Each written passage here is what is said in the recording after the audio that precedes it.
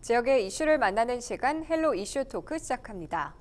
지난해 개정된 지방자치법이 올 1월부터 시행되면서 자치분권 2.0 시대가 열렸습니다. 하지만 시민들은 피부에 와닿지 않는다는 반응을 보였는데요. 이 시간 이슈 토크에서는 자치분권이란 무엇이며 또 앞으로 어떻게 바뀌는지 그리고 지방은 어떻게 준비해야 하는지 자세한 내용 짚어보겠습니다. 지역 공공정책연구원 기화서 박사 그리고 한국도시경영관리연구원 이사 박노보 박사와 함께합니다. 안녕하십니까? 네, 안녕하십니까? 안녕하세요. 네, 반갑습니다.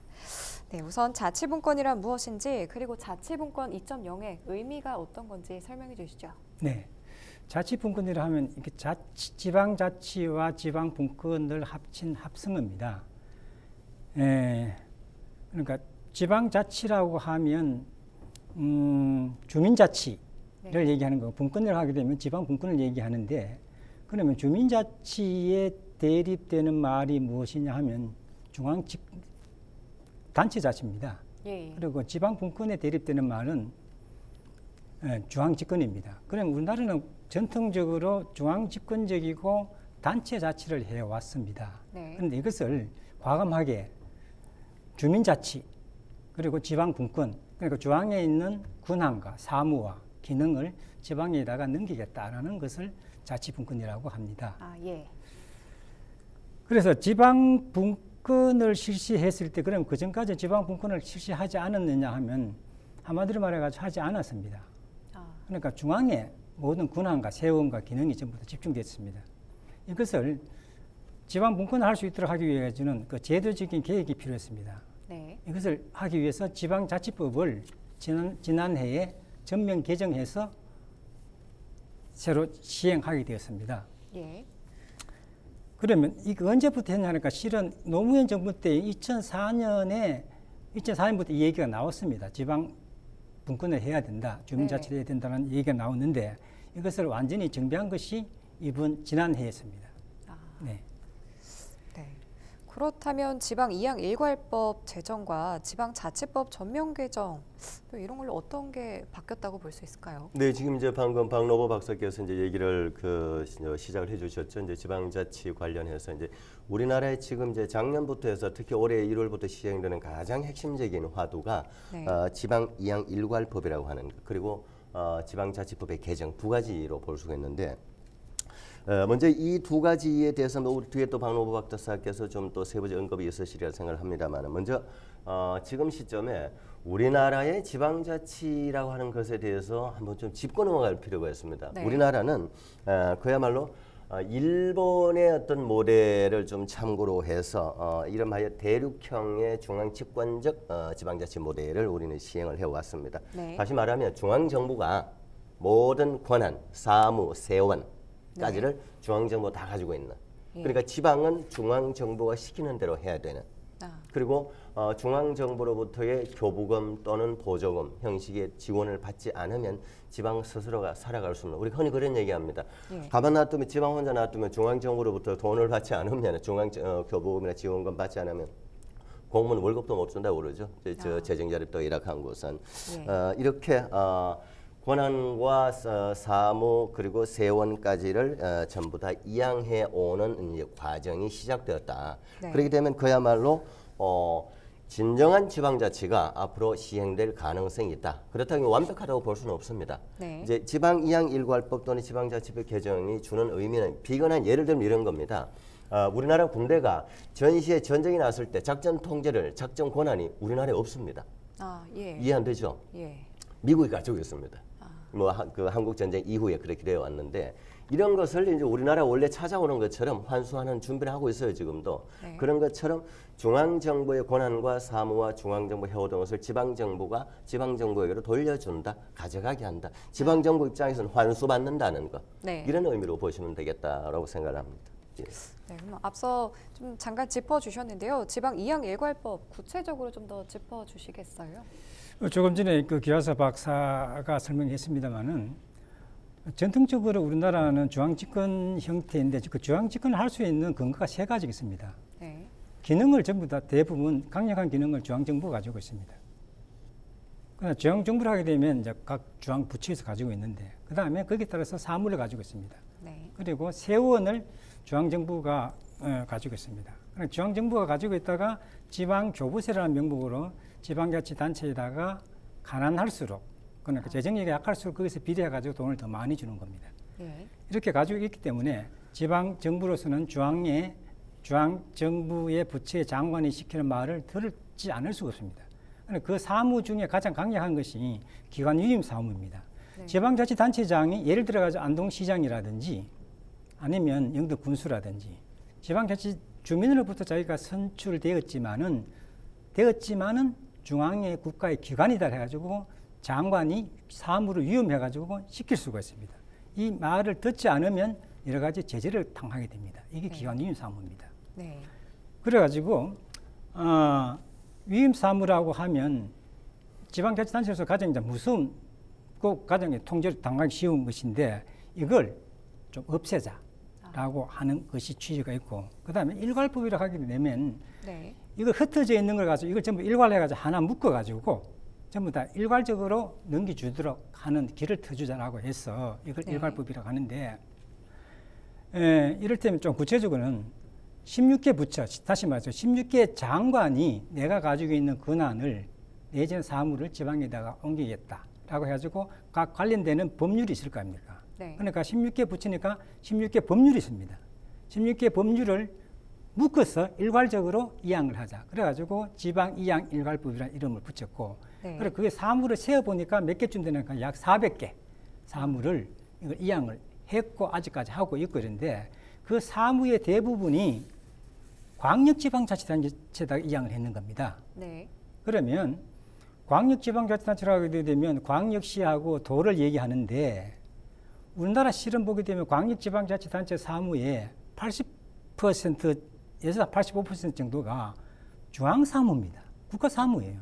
예. 그러니까 넘겨주나 마나한 기초지방자치단체 입장에서 봤을 때는 내한테 직접 넘겨줘야지 광역지방자치단체가 하게 되게 되면 한 단계를 줄였을 뿐이지 거기에 대해서 불만이 있는 거죠. 이걸 아직까지 완벽하지 않지만은 아무튼 이양 일괄법은 2020년에 제정이 돼가지고 2021년부터 시행을 하도록 되어 있습니다. 예. 지방 이양 일괄법 좀 더 지켜봐야 할 것 같은데요. 또 지방의 저출산과 고령화, 인구 감소 문제가 심각한데요. 현재 어느 정도 상황인지 짚어주시죠. 네, 조금 전에 그 박노부 박사께서 얘기해 오시는 이제 지방 이양 일괄법 이런 것이 어쨌든 저출산, 고령화라는 또 이 지방 쇠락, 지방 소멸, 인구 감소 이것과 다 맥락을 같이 하는 얘기거든요. 네. 그런 상황에서 봤을 때 어느 정도 심각한지. 간단히 얘기를 하면 먼저 2021년도 우리가 흔히 이제 그 출산율 또는 출생률 뭐 통계상의 이제 표현의 차이가 좀 있는데 그 나중에 우리 뭐 박 박사께서 언급을 또 해주시라 생각을 하고 네. 2021년도 0.83명이다. 결혼해서 한 명도 애를 안 낳았다는 겁니다. 예. 2021년도 그러니까 작년은 0.7명으로 줄었습니다. 네. 그야말로 뭐 세계적으로 가장 최저. 그야말로 그런 대로 잘 사는 나라들끼리 모여있다는 OECD 국가 안에서도 최저 수준. 자, 이걸 우리가 앞의 과정을 좀 짚어보면 우리가 60, 70년대 참 가난했죠. 네. 그럴 때는 나라는 가난한데 애만 많이 낳았죠. 그러니까 60년대에는 출산율이 6.0명이었습니다. 뭐 저희들 우리 세대만 해도 형제들 뭐 5, 6명 기본 다 있었죠. 예. 그러다가 이제 나라는 가난한데 애만 자꾸 낳으니까 이제 산하 제한 정책이 들어갑니다. 예. 이제 80년대 들어와서는 이제 아들, 딸 구분 말고 둘만 낳자 해서 이제 두 자녀 정책으로 이제 캠페인을 해 나갔죠. 예. 그러다가 이제 80년대 넘어와서는 이것도 또 안 되니까 아들, 딸 구분 말고 정말 하나만 낳아서 잘 기르자 이런 표가 등장을 했고 그러면서 이때 나온 얘기가 있습니다. 이제 이때만 해도 우리나라가 남아 선호 사상이 좀 많았습니다. 지금도 예. 딸이 더 귀엽죠. 딸이 더 대우받는데 이때는 80년대는 어쨌든 간에 한 자녀만 낳게 하기 위해서 이 남아 선호 사상이라는 걸 이제 보수적인 생각을 더 감안해서 딸 하나 열아들 안 부럽다. 이런 홍보를 하고 했었죠. 그러다 보니까 어쨌든 간에 1980년 초반에 출산율이 2.1명까지 떨어졌습니다. 목표는 이루었는데 네. 이게 30년 지나서 거꾸로 지금 애가 없어서 문제가 되는 겁니다. 지금. 그래서 제가 아까 얘기했듯이 결론적으로 2021년도에는 0.7까지 떨어졌다. 심각한 거죠. 여기에 이제 좀 더 구체적인 통계상에 우리 국가적으로 좀 바로잡아야 될 부분들이 좀 있는데 이 부분 우리 박노부 박사님께서 좀 언급을 좀 해주시는 게 좋지 않겠나 싶습니다. 네, 아까 조금 전에 제가 말씀드렸습니다. 왜 갑자기 지방 분권이냐 하게 되게 되면 저출산, 우리가 저출산이라고 얘기합니다. 저는 저출산을 말을 좋아하지 않습니다. 저출생입니다. 저출산이라고 하니까 어느 한 성 쪽에다가 책임 정하는 것 같아가지고 저는 싫어하는데, 그다음 출산이라는 말을 표현하는 것은 우리나라밖에 없는 걸 알고 있습니다. 저출생이 맞습니다. 그런데 아무튼 우리가 저출산을 말하고 있는데 이거 맞물려 가지고 고령화가 또 이게 심화되고 있죠. 그러니까 저출생 고령화가 심화되면서 이렇게 해서는 안 되겠다 해가지고 이제 지방분권 이양법이라든지 지방자치법 개정을 해왔는데 실제 조금 전에 그 기화서 박사께서 설명했습니다만은 우리나라 이제 OECD 국가가 아니라 전 세계에서 가장 출생률이 가장 낮은 나라가 됐습니다. 그러면 그러니까 이게 우리나라 저출생 고령화 정책을 시작한 것이 2004년에 와서야 했습니다. 그러니까 그 전까지는 애국심 마케팅으로 애를 많이 낳으니까 낳지 마라 라고 했다가 다시 애국심 마케팅으로 애를 많이 낳아달라 지금 와가지고 하는데 상당히 효율적이죠. 그런데 지금 와가지고 그러면 약 한 최근 14년 동안 돈을 얼마나 이 저출산 쪽에다가 돈을 넣느냐. 그리고 출산 장려 정책을 돈을 넣는 돈이 약 225조를 넣었습니다. 225조를 넣는 성적표가 한 명도 아니고 0.8대까지 내려와 버렸다 얘기죠. 그러면 정부 정책이 뭔가 이상하지 않느냐. 아니 잘못되었거나.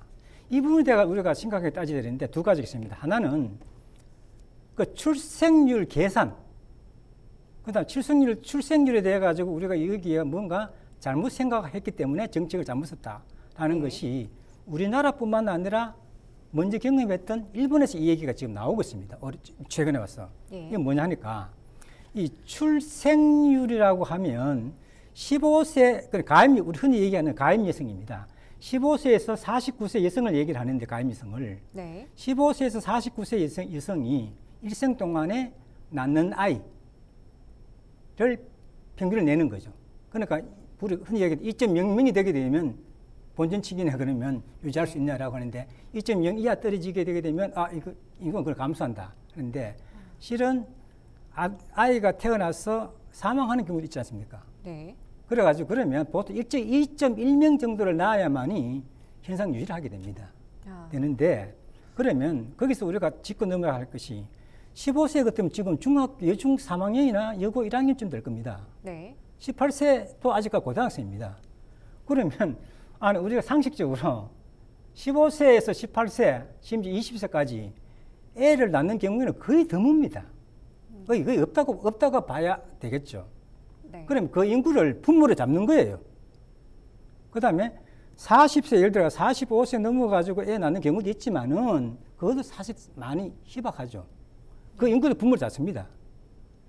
그러면 그 분모를 냈기 때문에 실제 이 통계를 뭘 봐야 되니까 중간에 있는 중간값을 봐야 되는데 그러니까 실제로 보통 우리나라 같은 경우는 지금 여성이 결혼해서 첫 아이를 낳았을 때 나이가 평균 어제 뉴스 나옵니다. 33.4세입니다. 그러면 30살까지 거의 애를 안 낳는 경우가 많다는 얘기예요. 그러니까 여학생이 대학교 다니면서 애 낳는 경우도 거의 드물고요. 그런데 이걸 떼고 실제 결혼했는 여성이 몇 명을 낳느냐를 보는 것이 가장 중요합니다. 이걸 가지고 완결 출생아 수인데 완결 출생아 수라고 하면 결혼한 여성이 몇 명의 아이를 낳느냐 이 통계가 우리나라는 유감스럽게도 없습니다. 지금 이것이. 그래서 제가 할 수 없어가지고 우리가 비슷한 사정을 겪고 있는 일본의 통계를 봤습니다. 일본의 통계를 보니까 1970년입니다. 70년대가 아니고 70년부터 시작해가지고 지금까지 2020년 내지 2020년까지 보니까 그 평균 2명을 낳는 거예요. 이게 무슨 말이 하니까 결혼만 하면 평균 2명을 낳는다는 얘기예요. 낮춰가지고 2021년 통계를 보니까 일본 같은 경우는 1.94명을 낳습니다. 그러니까 70년대부터 시작해서 지금까지 거의 2명을 낳는다는 얘기거든요.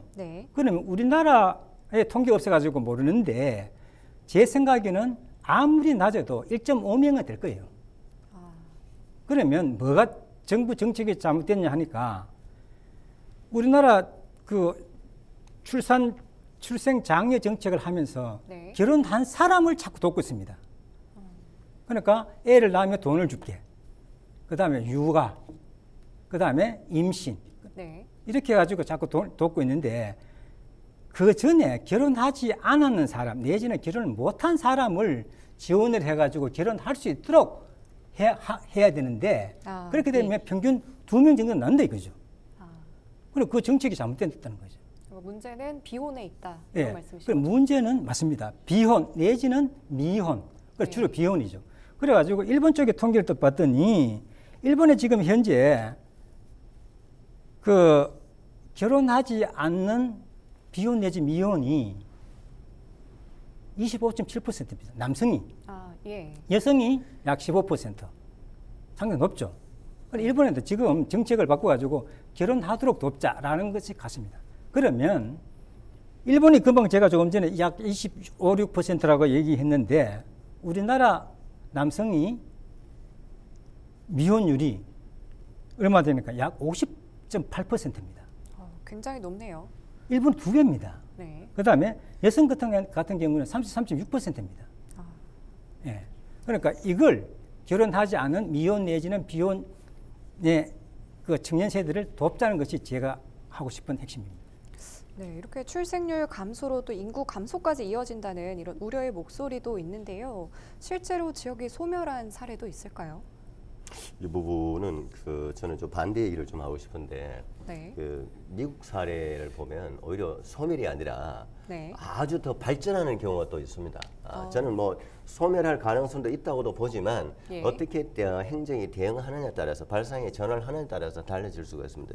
네. 미국의 경우에 이제 미국 조지아주의 풀 카운티라고 하는 카운티 안에 샌디 스프링스라고 하는 도시가 인구 한 10만 명 정도 됩니다. 네. 이런 도시가 그러면은 인구가 더 줄어든다고 해서 그러면 어떻게 존재를 할까요? 충분히 잘 해나가고 있습니다. 먼저 행정 자체가 변화를 줬다. 어떻게 네. 줬느냐?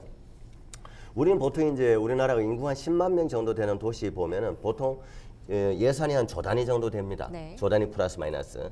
그 다음에 공무원 숫자도 한 1000명 플러스 마이너스 됩니다. 이렇게까지 이끌어가면 정말 지방 소멸됩니다. 그런데 일본에 미국에 제가 예를 들려고 하는 네. 이 샌디 스프링스라는 도시 10만 명 정도 도시 작은 도시 아니죠. 예. 여기에 시티 매니저라고 해서 직원 겨우 8명이 이 도시를 이끌어갑니다. 근데 8명이 다 하지는 않죠. 네. 어떻게 하느냐.